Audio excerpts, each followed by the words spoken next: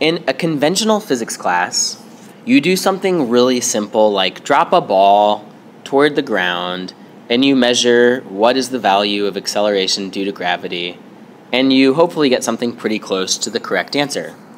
In IB physics experiments, we do something totally different. We choose weird, wacky, fun experiments, and we have no idea what the relationship is between our variables. You might do something like line up a bunch of dominoes, and you're going to do an experiment where you say, hey, how does the spacing between dominoes affect the time that it takes for all of the dominoes to fall? In that case, d, the spacing, would be your independent variable. T, time, would be your dependent variable. The cool thing is that you have no idea how the independent and dependent variables are related. You don't know. But through some data analysis, you can figure out what kind of function is there between your variables. In this video, we are going to learn about one of the functions you'll find in some of your experiments. The function that we're going to consider, these are called exponential functions. And they're pretty cool. We are going to look at an experiment, first in this video, that involves Cookie Monster, so that's fun. And Cookie Monster will be an example of something called a positive exponential function. So Cookie Monster will be our experiment. The independent variable will be how much time has passed. The dependent variable will be how many cookies are on his plate. There's another kind of exponential function, which, you guessed it, is called negative exponential function. The only difference between the two is there's a plus sign somewhere in the positive function and a minus sign, negative sign, in the negative function. A positive exponential function is sometimes called exponential growth, often called exponential growth, and a negative exponential function is often called exponential decay. And let's get started with our Cookie Monster example. I'm going to explain positive exponential growth the same way it was explained on Sesame Street in what was a surprisingly unpopular episode. No, just kidding. They never tried to explain to the kids exponential growth. Okay, but let's get started. Here is Cookie Monster, right? Giant eyes, big mouth. Cookie Monster loves cookies, and right now he has 10 on his plate. 3, 4, 5, 6, 7, 8, 9, 10. But what is he saying about the cookies? I want more. More cookies. So he wants more cookies, but he's not very good at the business side of things. You know, he's so obsessed with eating cookies all the time. So he has to call in Kermit the Frog, his friend, to help out with the business negotiations. Here's Kermit the Frog. Kind of Kermit the Frog. So Kermit the Frog brokers a deal with the cookie company, and he says, here's the deal, we'll pay some fee, but what you have to do is this. You must give Cookie Monster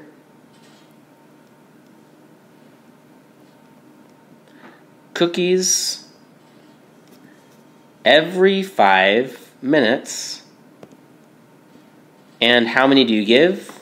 Every 5 minutes you give cookies in an amount equal to 10% of what's on his plate at that time.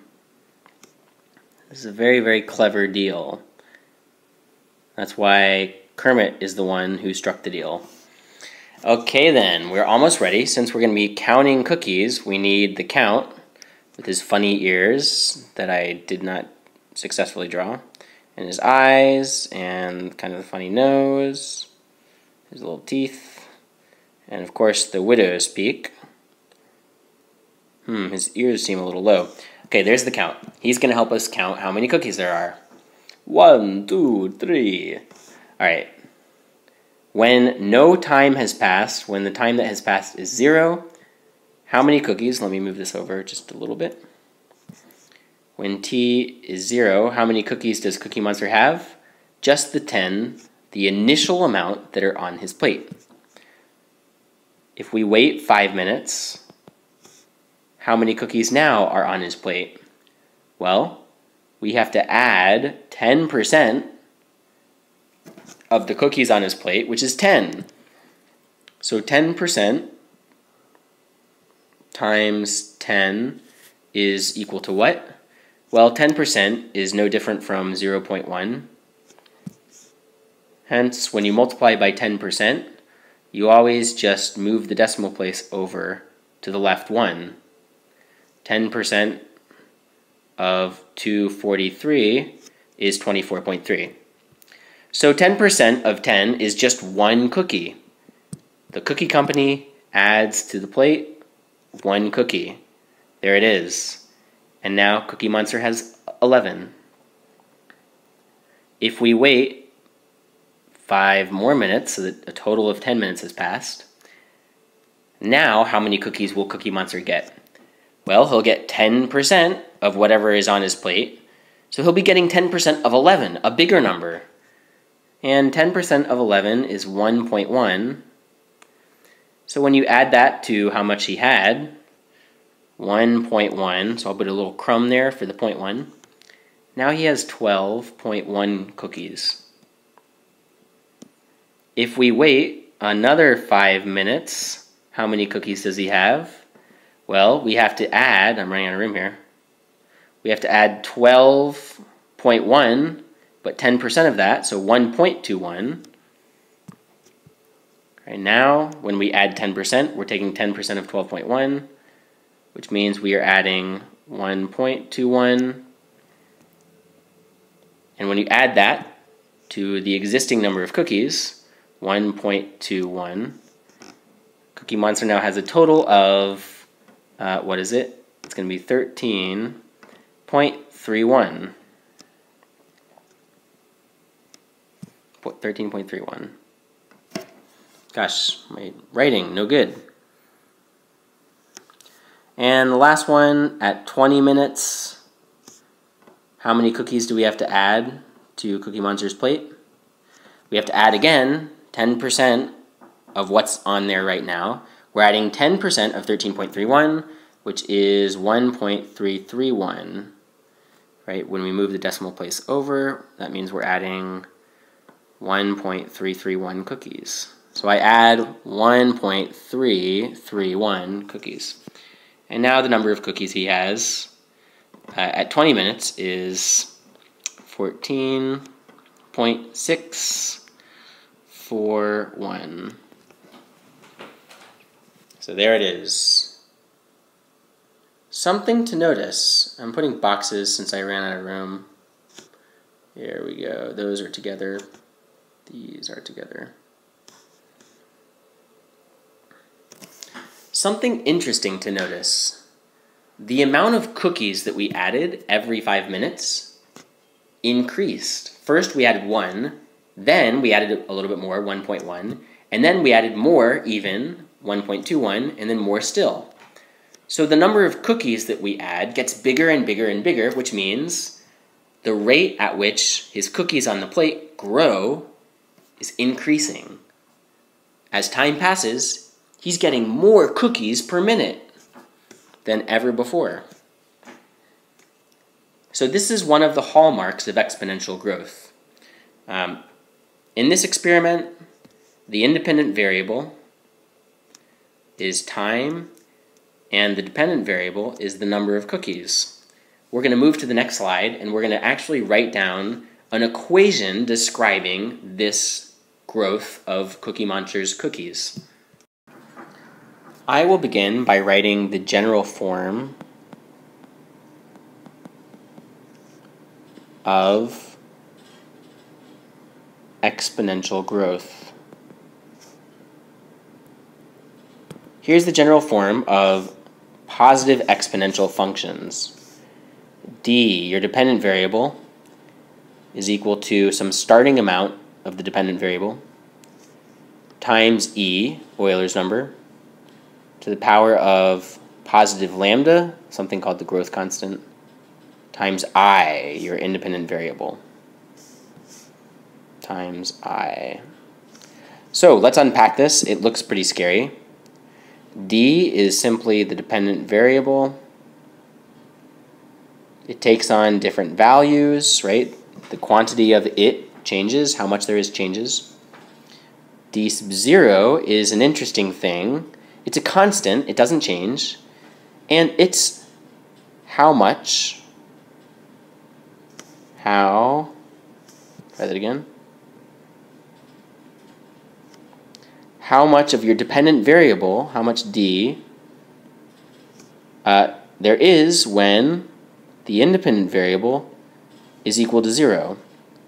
So in the Cookie Monster example, that's how many cookies we have before any time passes. When the time is set to 0, how many cookies are there? For that reason, we call it the starting amount. It's the starting or the initial amount of your dependent variable. E is Euler's number. It's a mathematical constant, something like 2.7 ... Lambda is the growth constant, right, which measures how fast the dependent variable grows or increases. And it's totally different. The growth constant is totally different, totally unrelated to wavelength. They have the same symbol, and it's kind of unfortunate. Don't be confused, and don't incorrectly think that lambda somehow means wavelength. It's totally separate. I is the independent variable. Okay, now that we have the general form, let's write down Cookie Monster's growth equation. Oops, let's try that again. Now that we have the general form, I'm going to take it and adapt it to Cookie Monster's general, or just Cookie Monster's growth equation. The dependent variable for Cookie Monster was how many cookies he had on his plate, right, which grew over time. It changed. C sub 0 is the starting number of cookies. We know what that is. It's 100. E is it's 10 rather. 10 is how many he started with. E is Euler's number. Lambda, I will tell you in a bit. Our independent variable was time, how much time had passed. So I'm going to take this away, and I'm going to move this stuff up there. Okay, we know what C sub 0 is. We wrote down, it's 10, right? But here's a way to prove it. We wrote down on the previous slide, when T is 0, the number of cookies on the plate, C, is 10.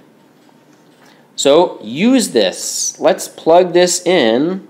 Plug in T equal to 0, plug in C, right? Plug in C, plug in T, and find what C sub 0 is. It should be 10, because that's how many cookies you started with.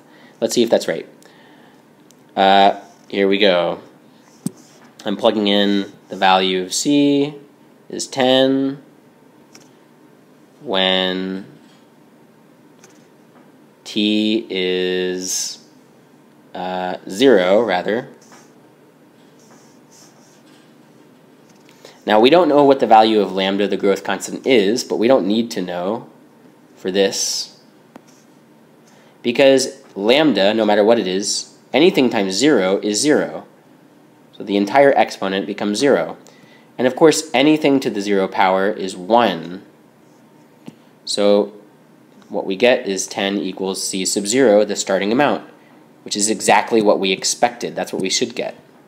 So in a way, we just proved that C sub 0 represents the starting amount. So let's get rid of this and this. Oops. Okay. Oops, where'd my line go?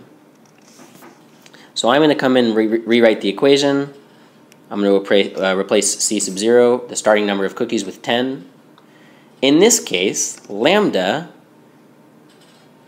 is 0.019, and it has units of minutes to the -1. Now, you don't need to worry about where this number came from. The important thing is that it reflects two pieces of information. It reflects the fact that Cookie Monster's cookies increased regularly by 10%. And how regular? How often? Every 5 minutes.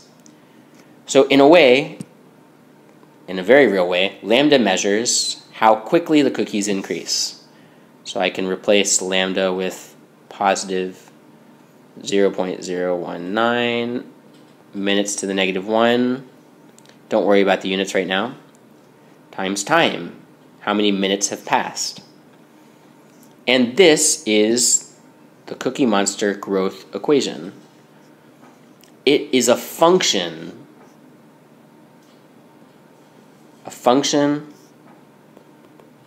between c, the number of cookies remaining, and t, the time. It tells us